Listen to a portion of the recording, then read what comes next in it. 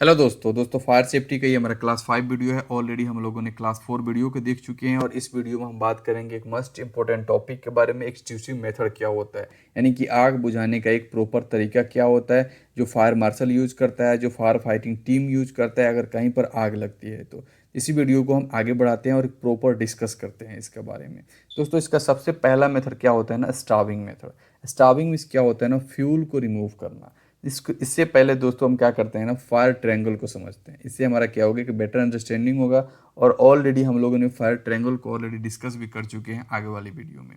दोस्तों fire triangle में क्या होता है ना, हीट, ऑक्सीजन और फ्यूल, ये तीनों का जब चेन ऑफ रिएक्शन होता है ना तो फायर होता है। यानी ये तीनों जब एक साथ मिलता है तब वहाँ पर फायर होती है। अगर इसमें से कोई एक को आप रिमूव कर देते हैं तो अगर आग लगी हुई है तो वो बुझ जाएगा, या फिर अगर आग नहीं लगी हुई है, अगर तीनों अवेलेबल नहीं है तो फिर वो आग वहाँ पे 100% नहीं लगेगा। तो इसमें से अगर आप फ्यूल को रिमूव कर देते हैं तो आग क्या होगा, अपने आप बुझ जाएगा। इसमें से हमारा पहला मेथड्स क्या है, fire need fuel to continue burning. यानी कि फायर को क्या चाहिए, उसको नीड है, उसको ज़रूरत है कंटिन्यू आग को आगे बढ़ाने के लिए। जिस चीज़ में आग लगी हुई है ना उससे रिलेटेड वहाँ पे और मटेरियल होगा तो क्या होगा, आग फैलते जाएगा। अगर हम वहाँ कट कर सकते हैं, रिमूव कर सकते हैं तो क्या होगा, फायर ऑटोमेटिकली ऑफ हो जाएगा। फॉर एग्जांपल से हम समझेंगे, अगर कोई भी वुडन प्लैंक्स यानी कि कोई भी लकड़ी के प्लैंक्स में आग लगा हुआ है और वहाँ पे और भी लकड़ी का प्लैंक है, और भी लकड़ी है, वहाँ पे पेंट है, डीजल है, या फिर कंटेनर है, या फिर कोई भी ऐसा कंपस्टिबल फ्लेमेबल मटेरियल अवेलेबल है, तो आग क्या होगा, अपने आप बढ़ते जाएगा, यानी कि उसका लेवल जो है और ज़्यादा होते जाएगा। फॉर एग्जाम्पल समझेंगे, अगर यहाँ पे आग लगी हुई है और यहाँ पे फायर हो रहा है, ठीक है, और यहाँ पर भी और मटेरियल पड़ा हुआ है, यहाँ पर भी, यानी कि अगल बगल में उसका पूरा मटेरियल पड़ा हुआ है। तो अगर इसमें आग लगा हुआ है तो धीरे धीरे इसमें भी फैलता जाएगा।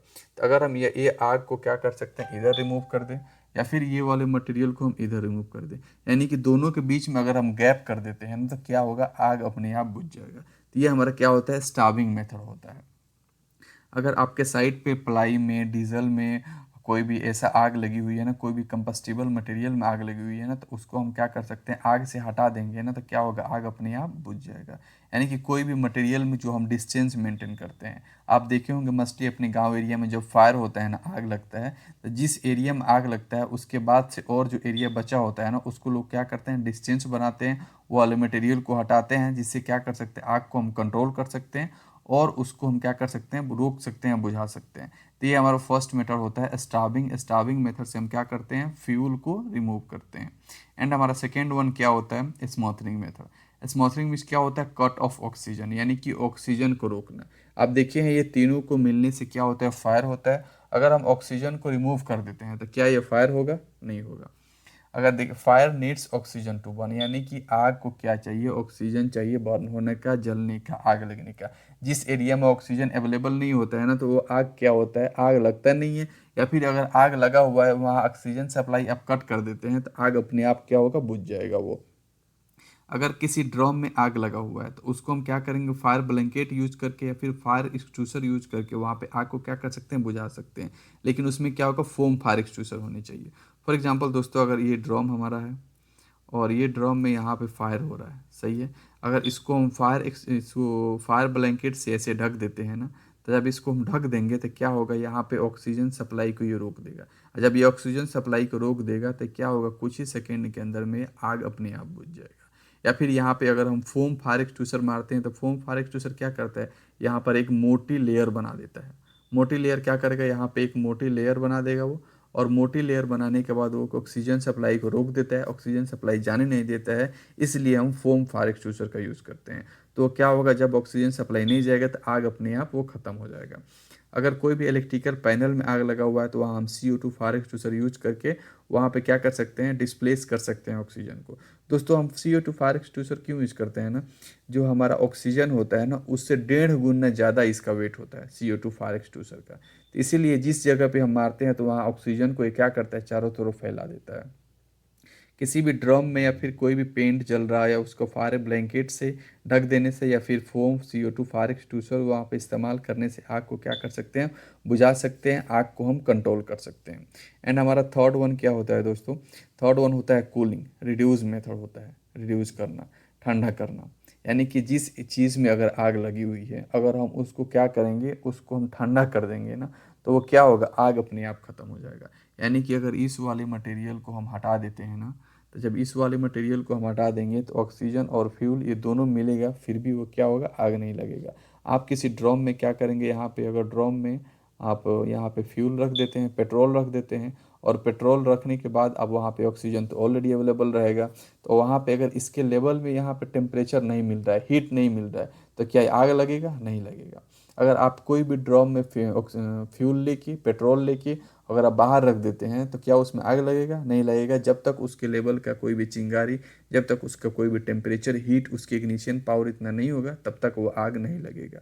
Fire need heat to continue burning. If we reduce the temperature below the ignition point, fire will be extinguished. यानी कि इसका जो इग्निशन पॉइंट होता है, अगर हम उसको कम कर देंगे तो फायर अपने आप खत्म हो जाएगा। इग्निशन पॉइंट क्या उसे बोलते हैं दोस्तों, जब वो कोई आपका एक लकड़ी का टुकड़ा है, कोई भी प्लाई है, अगर उसको जलने के लिए कितना उसको टेम्परेचर चाहिए, उतना उसको इग्निशन पावर मिलेगा, तभी वो जलेगा। एक मोटा लकड़ी में आप अगर सलाए माचिस के तिल्ली से जलाते हैं, आप लाइटर्स जलाते हैं, तो क्या उसमें आग लगेगा, नहीं लगेगा। जब तक उसके इग्निशियन लेवल इतना आग नहीं मिलेगा, उतना टेम्परेचर नहीं मिलेगा, तब तक उसमें फायर नहीं होगा, तब तक उसमें लकड़ी में आग नहीं लगेगा। तो इसी को हम, अगर लकड़ी में इसका फोल्डिंग मटेरियल में आग लग जाए, तो पानी डालकर इसका टेम्परेचर कम करके आग को हम बुझा देंगे।